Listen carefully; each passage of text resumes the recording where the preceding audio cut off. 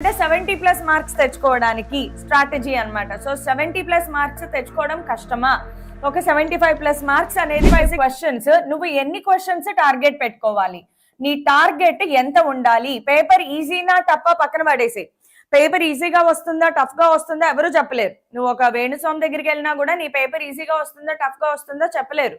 So నువ్వేం చేస్తావు, అది టఫ్ గా వచ్చినా ఈజీగా వచ్చినా నీకంటూ ఒక టార్గెట్ పెట్టుకో. ఏంటి ఆ టార్గెట్ అంటే గనక, నువ్వు ఒక 18 క్వశ్చన్స్ నుంచి 22 క్వశ్చన్స్ పెట్టుకోండి, మీ ఇష్టం. 18 to 22 మధ్యలో మీరు సాల్వ్ చేయాలి. ఒక 18 క్వశ్చన్స్ టార్గెట్ పెట్టుకోండి. ఈజీ పేపర్ అయితే ఆటోమేటిక్ గా మీరే చేసేయగలుగుతారు ఎక్కువ questions. Okay, so paper tough గా అనుకోండి, ఎవ్రీ డే పేపర్ టఫ్ గానే రావాలి. పేపర్ ఈజీగా వస్తే ప్రతి ఒక్కడు ప్రాబ్లమ్ సాల్వ్ చేసేస్తారు కదా. సో కాంపిటీషన్ లెవెల్స్ పెరిగిపోతాయి, 24 నీట్ ఎగ్జామ్ లాగా తయారవుతుంది. అలా అవ్వకూడదు అంటే మాత్రం పేపర్ టఫ్ గానే రావాలి. First of all paper tough గా వచ్చినా కూడా మ్యాథ్స్ లో అయితే మీరు ఒక పేపర్ టఫ్ గా వస్తే మ్యాథ్స్ లో ఒక 7, 8, 9 క్వశ్చన్స్ చేస్తే ఎక్కువ అనమాట. మ్యాథమెటిక్స్ లో పేపర్ బాగా టఫ్ గా వచ్చింది అంటే హైయెస్ట్ నెంబర్ ఆఫ్ క్వశ్చన్స్ 9, 10 ఉంటాయి తెలుసా. 10 క్వశ్చన్లు చేస్తే మ్యాథ్స్ లో ఎక్కువ సూపర్ అనమాట, నీకు ఖచ్చితంగా వచ్చేస్తాయి ఈజీగా 99% వస్తుంది. అదే పేపర్ ఈజీగా వస్తే మాత్రం ఫిజిక్స్ కెమిస్ట్రీలో 25 క్వశ్చన్లు ఆన్సర్ చేస్తారు జనాలు. సో పేపర్ టఫ్ గా రావాలనే కోరుకోండి. సో టఫ్ గా వచ్చినా కూడా minimum to minimum 18 questions answer చేసే టార్గెట్ పెట్టుకోండి. కొంచెం బాగా ఈజీగా ఉంది నాకు వస్తుంది అంటే 22 వరకు లాగండి. మీరు మినిమం టు మినిమం ఒక 20 క్వశ్చన్స్ ఆన్సర్ చేసినా కూడా మీకు 80 మార్క్స్ ఈజీగా వచ్చేస్తాయి కదా నాన్న. పోనీ ఓ 2 తప్పెళ్ళాయి అనుకుందాం, నెగిటివ్ లో పోయాయి అనుకుందాం, 75+ మార్క్స్ అయితే వచ్చేస్తాయి కదా నీకు. పోనీ 75+ మార్క్స్ వచ్చాయి అంటే నువ్వు ఈజీగా 95% వస్తుందమ్మా. 75+ మార్క్స్ కి మనకి ఫిజిక్స్ లో ఈజీగా 95% వచ్చేస్తుంది, చాలా ఈజీగా వచ్చేస్తుంది. ఇప్పుడు 18 to 22 క్వశ్చన్స్ నువ్వు ఆన్సర్ చేయాలి అంటే ఏ చాప్టర్స్ ని నువ్వు టార్గెట్ గా పెట్టుకుని ముందుకెళ్ళాలి, ఇది మన main criteria. So last 5 years నుంచి గనక మనము ఒకసారి చూస్తే, ఎవరు జేఈ సెంటర్స్ రిలీజ్ చేశారా మ్యామ్? ఎస్ నాన్న, ఓఎస్జి డాన్ అనే user ID JEE city intimation slip release అయిపోయింది. Okay, you can visit JEE ఏదైతే అఫీషియల్ వెబ్సైట్ ఉందో అక్కడి నుంచి డౌన్లోడ్ చేసుకోవచ్చు. లేదు నేను ఇందాక చేసిన వీడియో డిస్క్రిప్షన్ లో మీ అందరికీ ఇన్ఫర్మేషన్ ఏంటంటే, నేను ఇందాక ఒక లైవ్ వీడియో చేశాను సిటీ ఇంటిమేషన్ స్లిప్ రిలీజ్ అయ్యింది అని. అదే వీడియో డిస్క్రిప్షన్ లో ఫస్ట్ లింక్ నేను ప్రొవైడ్ చేశాను. ఆ లింక్ ని క్లిక్ చేయడం ద్వారా మీరు డైరెక్ట్ గా మీ సిటీ ఇంటిమేషన్ స్లిప్ ని డౌన్లోడ్ చేసుకోవచ్చు. Okay ma'am, please reply, can I change the city? Not possible అమ్మా. చోటా ఎవరైతే చోటా విరాట్ 118 ఉన్నారో, it is not possible. But మార్చుకోవాలి అనుకుంటే నేను ఇందాక చేసిన వీడియోలో హెల్ప్ లైన్ నంబర్ చూపించాను, ఒకసారి వాళ్ళకి కాల్ చేసి చూడండి. ఓకే, హెల్ప్ లైన్ నంబర్ కి ఒకసారి కాల్ చేసి చూడండి, లేదా మెయిల్ పంపించండి. Okay, so this is the answer for చోటా విరాట్ 118 అనే user ID. 23rd ma'am Shanmukha అనే user ID. All the best నాన్న, no worries, don't worry. Second day exam వచ్చింది, ఫస్ట్ డే ఎగ్జామ్ వచ్చింది. ఫస్ట్ డే ఈజీగా ఉంటుందా టఫ్ గా ఉంటుందా ఎవ్వరూ చెప్పలేరు. ఏ షిఫ్ట్ ఈజీగా ఉంటుంది, ఏ షిఫ్ట్ ఎలా తెలుసుకోవాలి అంటే అడ్మిట్ కార్డ్ లో తెలుస్తుంది. నాకు ఏ షిఫ్ట్ మార్నింగ్ షిఫ్టా ఈవినింగ్ షిఫ్టా ఎలా తెలుస్తుంది, అడ్మిట్ కార్డ్ లో మాత్రమే తెలుస్తుంది. So just wait for the admit card. Admit card అనేది మీకు ఎప్పుడు రిలీజ్ అవుతుంది, ఈ మంత్ 17th, 18th, 19th ఈ డేట్స్ లో అడ్మిట్ కార్డ్ అనేది రిలీజ్ అయిపోతుంది. ఓకే, సో ఒకసారి చూడండి అమ్మా, మీరు ఏ చాప్టర్స్ ప్రిపేర్ అవ్వాలి. సెకండ్ ఇయర్ నుంచి స్టార్ట్ చేద్దాం. ఎప్పుడు కూడా మీ ప్రిపరేషన్ సెకండ్ ఇయర్ చాప్టర్స్ బాగా స్ట్రాంగ్ గా చేసుకోండి rather than first year chapters. Because second year కి ఎక్కువ వెయిటేజ్ ఉంటుంది, ఫస్ట్ ఇయర్ కి కొంచెం తక్కువ వెయిటేజ్ ఉంటుంది. ఇది completely understandable. Okay, so first of all modern physics అనేది is super duper important. Modern physics లో నుంచే మనకి హైయెస్ట్ నంబర్ ఆఫ్ క్వశ్చన్స్ అడగడం జరుగుతుంది. సో మోడర్న్ ఫిజిక్స్ లో ఏమేం ప్రిపేర్ అవ్వాలి? Dual nature of matter, atoms and nuclei. Dual nature of matter, atoms, nuclei. Nuclei అనే లెసన్ చాలా చిన్న లెసన్ అయిపోయిందమ్మా. దీంట్లో మీరు చదివేదేంటి, ఒకటి R = R0 a⁻1/3 ఈ ఫార్ములా మీద క్వశ్చన్స్ వస్తాయి. లేదు అంటే బైండింగ్ ఎనర్జీ మీద క్వశ్చన్స్ వస్తాయి. ఇవి తప్ప వేరే ఏ క్వశ్చన్స్ రావు. మహా అయితే కాన్సెప్చువల్ బిట్స్ వస్తాయి అంతే. So semi conductors modern physics లో 3 చేసేయాల్సిందే. డ్యూయల్ నేచర్ ఆఫ్ మ్యాటర్ నుంచి ఎందులో నుంచి వస్తాయమ్మా క్వశ్చన్స్? ఫోటో ఎలక్ట్రిక్ ఎఫెక్ట్, అలాగే మనకి డీబ్రోగ్లీ వేవ్ లెంత్. ఇవి తప్ప వేరే ఏమైనా ఉన్నాయా? లేవు. సో చాలా ఈజీ. ఆటమ్స్ అనేది Bohr's model, Rutherford's model, spectral lines. So ఇవి 3 ఫుల్ గా నేర్చేసుకోవాలి, పెద్ద కష్టం ఏమీ కాదు. సో ఇప్పుడు మోడర్న్ ఫిజిక్స్ కి నేను ఎంత టైం స్పెండ్ చేయాలి? 1 డే కంపల్సరీగా స్పెండ్ చేయండి. అయితే నేనేం సలహా ఇస్తానంటే modern physics plus semi conductors కలిపి ఒక 1 డే స్పెండ్ చేయండి. 1 డే అంటే ఫుల్ డే మొత్తం కాదు. 1 డే అంటే డే మొత్తం కాదు, ఒక రోజులో 6 అవర్స్ అన్నమాట. ఒక 6 to 7 అవర్స్ మీరు సెమీ కండక్టర్స్ మోడర్న్ ఫిజిక్స్ కి స్పెండ్ చేయండి. ఎలా చదవాలి మ్యామ్? నేను రాసిన హ్యాండ్ రిటర్న్ నోట్స్ అందరి దగ్గర ఉందా లేదా చెక్ చేసుకోండి. ఆ హ్యాండ్ రిటర్న్ నోట్స్ లో మీరు మొత్తం ఫార్ములా చదివేసుకోవడం, అక్కడక్కడ టాప్ పీవైక్యూ ర్యాండమ్ గా ప్రిపేర్ అవ్వడం. టాప్ పీవైక్యూ అంటే ఏముండవు, ర్యాండమ్ గా ఓల్డ్ పీవైక్యూస్ ఒకసారి మీరు ఓపెన్ చేసి జస్ట్ ర్యాండమ్ గా అలా ప్రిపేర్ అవ్వండి. నేను మీకు ఒకసారి ఆ షీట్ కూడా చూపించేస్తాను. ఇదే వీడియో డిస్క్రిప్షన్ లో మీకు కేఆర్డి మ్యామ్ షీట్ అని ఉంటుంది. ఎంతమంది ఓపెన్ చేశారో నాకు తెలియదు, బట్ కేఆర్డి మ్యామ్ షీట్ లో మీకు మొత్తం హ్యాండ్ రిటర్న్ నోట్స్ అంతా కూడా రాసేసి ఉంది. Okay, so let me just show you. మీకు ఇదే షీట్ లో పీవైక్యూస్ కూడా ఉన్నాయి కాబట్టి లాస్ట్ 5 years పీవైక్యూస్ లో సరదాగా ఈ పీవైక్యూ నేను చేయగలనా, ఈ పీవైక్యూ నేను చేయగలనా, అలాగే మాక్ టెస్ట్లు రాయాలి. సో మీరు modern physics and semi conductors కి ఒక రోజు అంటే ఏంటమ్మా ఒక 6 to 7 అవర్స్ స్పెండ్ చేయండి. తర్వాత ఎలక్ట్రోస్టాటిక్స్ లో ఏ టాపిక్స్ మీద, నేను మొత్తం చాప్టర్ చదవమని కూడా చెప్పట్లేదు, కొన్ని టాపిక్స్ సెలెక్ట్ చేసుకోండి, ఆ టాపిక్స్ మీద మాత్రమే కాన్సన్ట్రేట్ చేయండి. ఎలక్ట్రోస్టాటిక్స్ లో ఏ టాపిక్స్ మీద కాన్సన్ట్రేట్ చేయాలి? ఒకటి కులుమ్స్ లా. ఓకే, కులుమ్స్ లా మీద కాన్సన్ట్రేట్ చేయండి. దీనికి ఎక్కువ టైం స్పెండ్ చేయాల్సిన అవసరం లేదు. కులుమ్స్ లాకి కొంచెం తక్కువ టైం స్పెండ్ చేయండి. తర్వాత ఎలక్ట్రిక్ ఫీల్డ్ అండ్ పొటెన్షియల్, దీని మీద మీరు హైయెస్ట్ కాన్సన్ట్రేషన్ చేయాలి. ఎలక్ట్రిక్ ఫీల్డ్ ప్లస్ పొటెన్షియల్ కలిపి ప్రాబ్లమ్స్ ప్రాక్టీస్ చేయండి. ఇది మనకి హై వెయిటేజ్ అమ్మా. ఎలక్ట్రోస్టాటిక్స్ లో నువ్వు ఇది వదిలేసినా పర్లేదు, కులుమ్స్ లో వదిలేసినా పర్లేదు, ఎలక్ట్రిక్ ఫీల్డ్ అండ్ పొటెన్షియల్ మీద కంపల్సరీ అంటే కంపల్సరీగా ప్రాబ్లమ్స్ చేయాలి. ఆ తర్వాత కెపాసిటెన్స్ అనే టాపిక్ మీద మీరు క్వశ్చన్స్ వస్తాయి.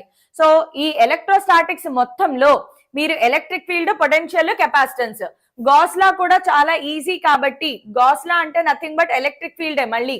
ఓకే, గాస్లా. సో ఈ టాపిక్స్ మీద ప్రాబ్లమ్స్ ప్రాక్టీస్ చేయండి చాలు.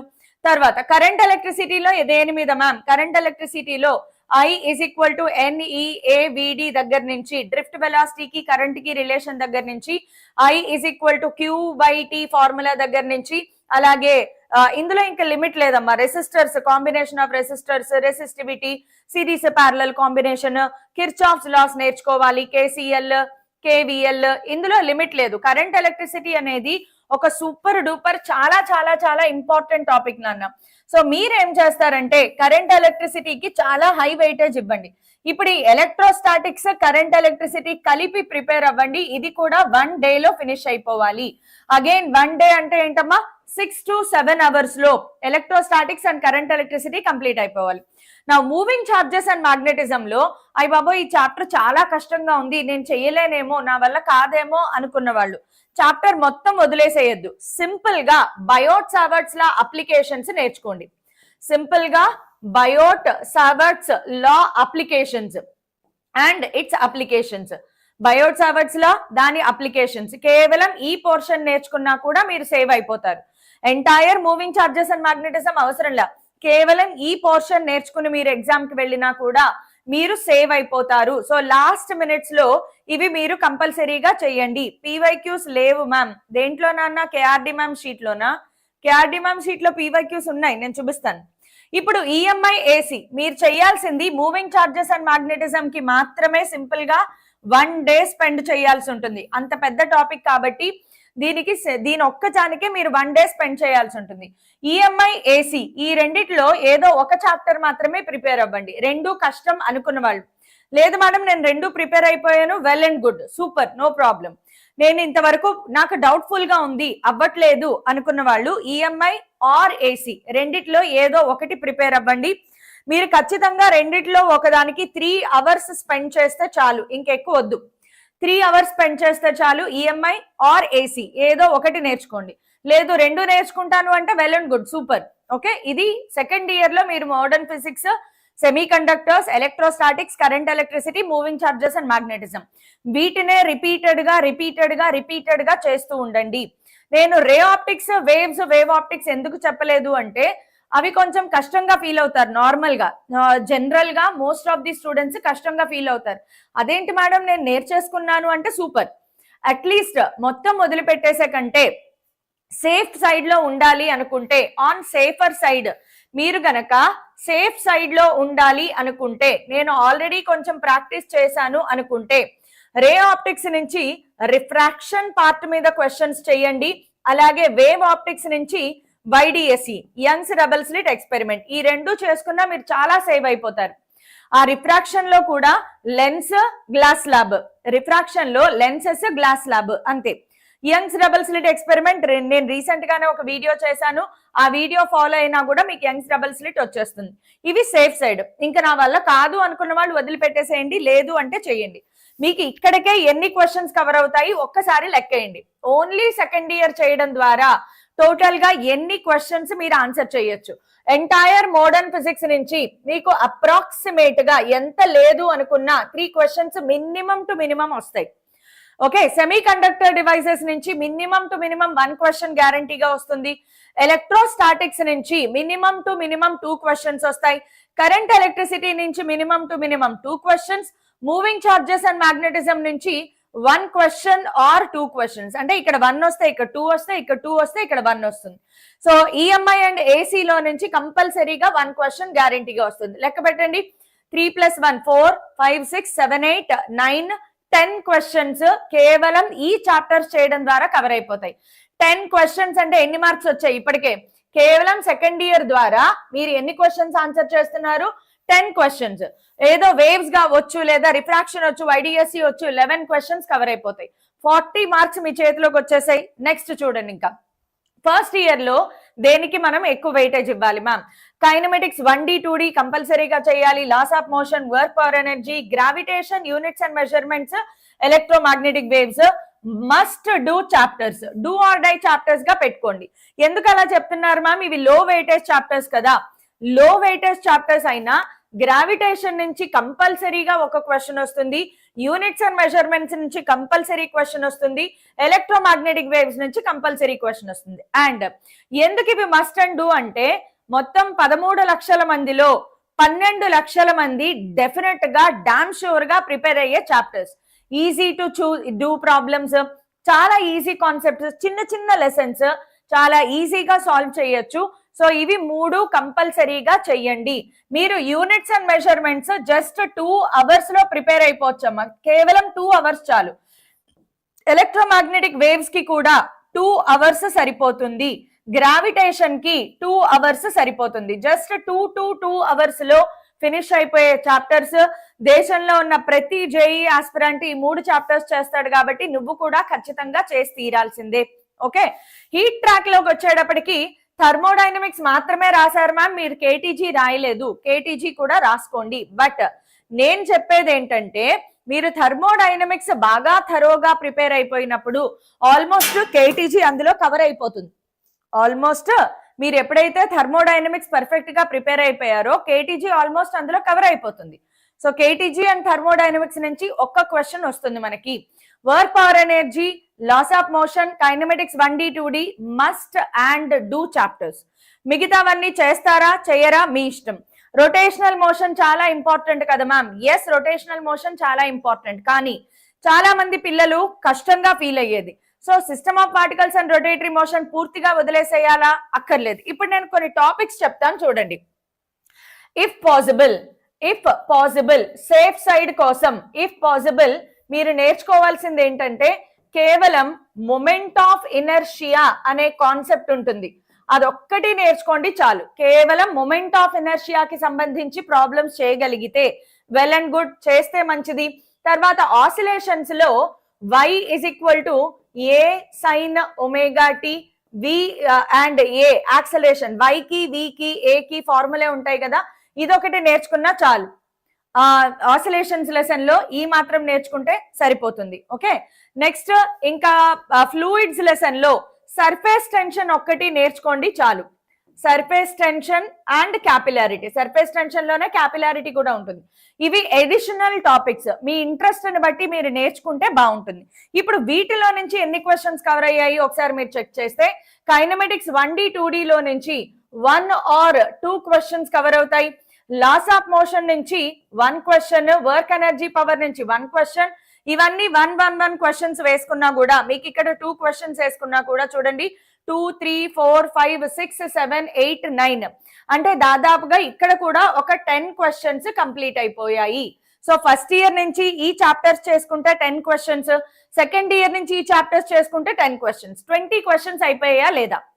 ఇప్పుడు 20 క్వశ్చన్స్ లో నువ్వు ఒక 2 క్వశ్చన్స్ మిస్టేక్ చేసినా 18 క్వశ్చన్స్ నీ చేతిలో ఉన్నాయి.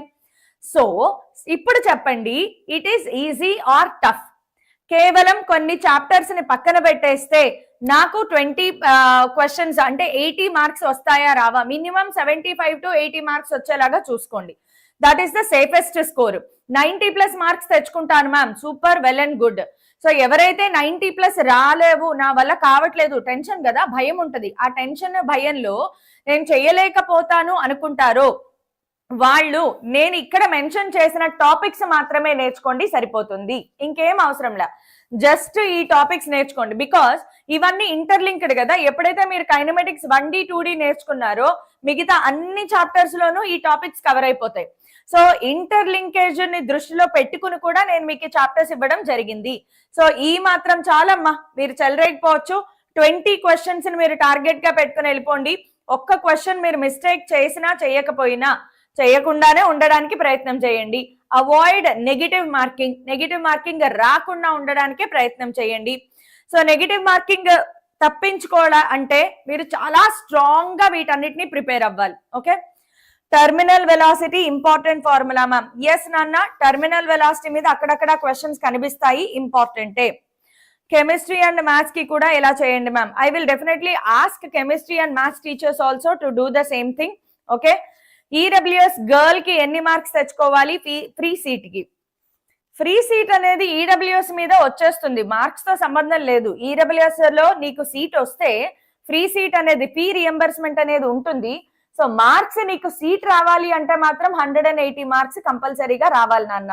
ఓకే మ్యామ్, ఒక ఇది అయిపోయింది. Laws of motion any topics is mandatory. సరే, లాస్ ఆఫ్ మోషన్ లో ఏ టాపిక్స్ మ్యాండేటరీ చెప్తాను చూడండి.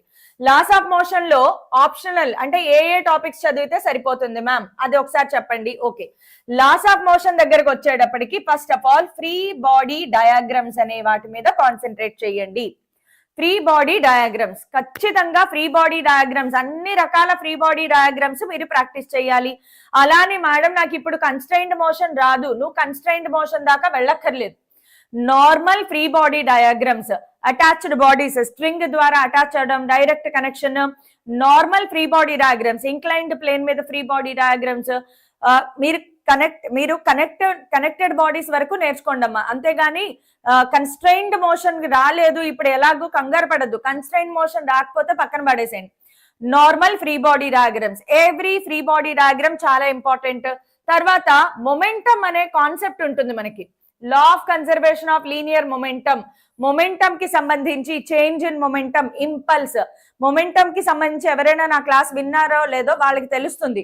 మొమెంటం మీద నేను చాలా అప్లికేషన్స్ చెప్పాను. సో మొమెంటం మీద చూడండి చాలు.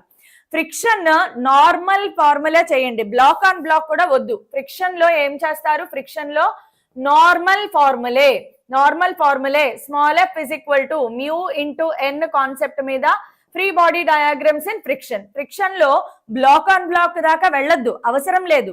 జస్ట్ ఈ 3 టాపిక్స్ లాస్ ఆఫ్ మోషన్ లో ప్రిపేర్ అవ్వండి చాలు, ఇంకేం అవసరం లేదు. బాగా టఫ్ గా వెళ్ళిపోక్కర్లేదు, ఉన్న వాటినే ప్రాక్టీస్ చేయండి. Repractice and repractice and repractice. Okay, scoring 80+ marks మేము సజెస్ట్ మీ మ్యామ్. భరత్, నేను చెప్పేదంతా 80+ మార్క్స్ కోసమే కదా, ఇప్పటిదాకా నేను చెప్పిందంతా కూడా సజెషన్ ఫర్ 80+ మార్క్సే. సో భరత్ అనే యూజర్ ఐడి నేను చెప్పే క్లాస్ వింటే this is the suggestion for you as well. 80+ marks రావడం కోసమే నేను చెప్పే స్ట్రాటజీ. సో ఈ మాత్రం చేస్తే చాలు, మీకు ఇంకేమీ అవసరం లేదు, అదే నేను చెప్పేది. సరే, వర్క్ ఎనర్జీ పవర్ లో ఏమేమి నేర్చుకోవాలి ఒకసారి అది కూడా చెప్పేస్తాను. వర్క్ ఎనర్జీ పవర్ లో వర్క్ కి సంబంధించి క్వశ్చన్స్ ఉంటాయి. Work done by constant force, work done by variable force. నేను చెప్పిన ఎండ్ గేమ్ లో చెప్పిన క్లాస్ కంపల్సరీగా వినండి. Work done by constant force, work done by variable force. ఆ తర్వాత ఇంకేమైనా చెయ్యాలి అంటే వర్క్ ఎనర్జీ థీరం. WT అంటే ఏంటమ్మా? Work energy theorem. దీని మీద కంపల్సరీగా క్వశ్చన్స్ వస్తాయి. ఆ తర్వాత పవర్ కి సంబంధించి చూడండి, పవర్ ఎక్కువగా రావు, కొంచెం తక్కువగానే వస్తాయి. Most of the questions work energy theorem, work energy theorem, ఈ రెండు నేర్చుకోండి చాలు. వర్టికల్ సర్క్యులర్ మోషన్ మీద చాలా తక్కువ క్వశ్చన్స్ వస్తాయి.